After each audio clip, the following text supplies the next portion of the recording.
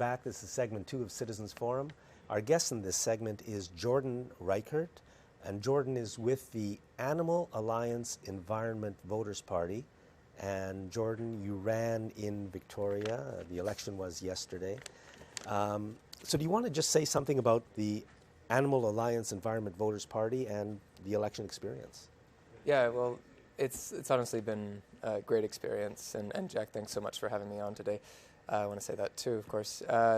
It really was a great experience. I really appreciate how kind all the other candidates were. I mean, they all welcomed me. I remember my first debate. I got up there and I'm like, okay, I'm with Murray Rankin and Joanne Roberts and people who have experience speaking at these kind of things and who are very well supported and such. And they were very nice to me, so I really appreciate that.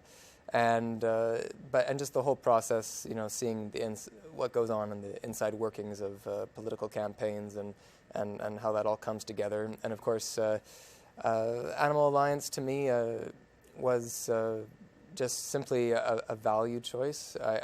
When I thought about what my values were and what I needed to represent in this election, there wasn't a party that really did that for me. And so talking to Liz White, the leader of the party, we talked and she said, yeah, go for it. And I said, yeah, okay, I'm gonna take a chance here and make this happen. And it's been great.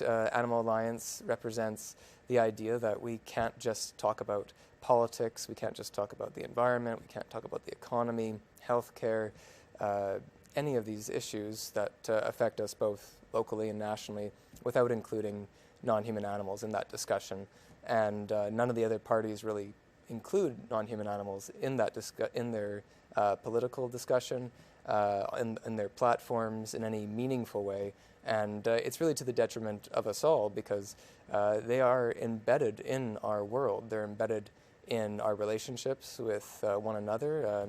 Obviously people have cats and dogs, but obviously there's the huge animal agriculture industry that is the greatest contributor to greenhouse gas emissions in the world, greatest contributor to environmental destruction in the world, and yet nobody's talking about this publicly when they're talking about the environment. And so it was my job this election to go in there to these debates and make sure I was bringing up these issues, making sure I was holding the other parties accountable for what they weren't saying more than what they were in some cases.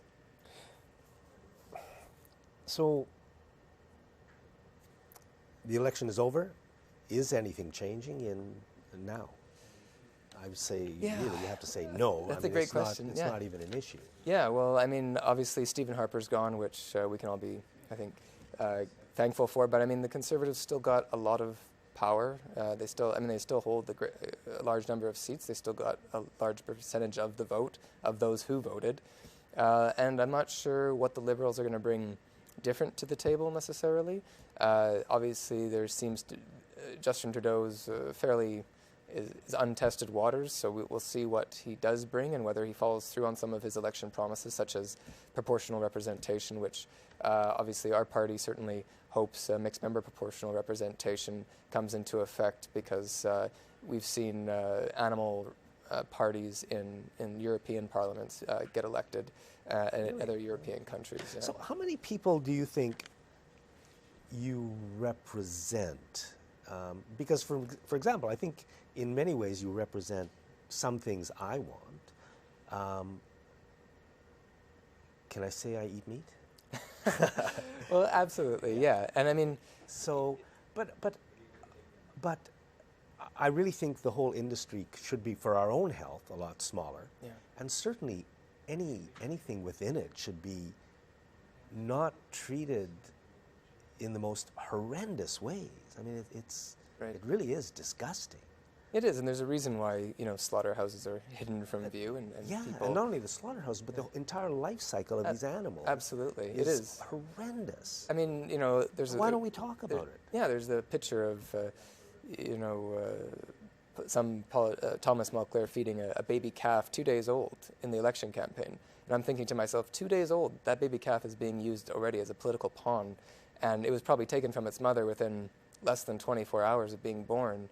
and the milk from that mother is going to be given to humans who don't need it. And I mean, the whole system itself is extremely exploitive. It's extremely violent at every stage. You're absolutely right. But you know, we have to go back to that first question: who does this affect, right? Or who does this matter to? And you know, I wrote a blog article called "Canada's Disposable Citizens." Okay, and the idea behind that essentially is that over 1 billion animals are killed every year in Canada for food. You've got over 750 million animals killed by the meat industry. You've got about 1 million animals being used in the dairy industry.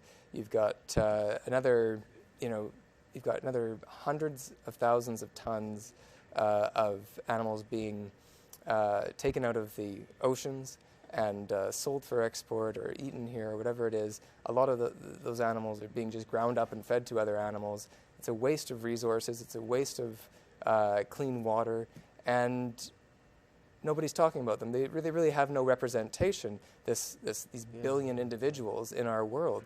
And so when we talk about things like representation and democracy, and the fact that we've got a great concern of ours, of course, is that we've got the 1% here dictating how the other 99% are going to be living their lives. We have to look at, well, there's an even smaller 1% in many ways of humanity that is dictating how the real 99% in my mind are going to be used and exploited. And so without addressing that, we're not, and you did bring up, of course, meat, that you eat meat and such.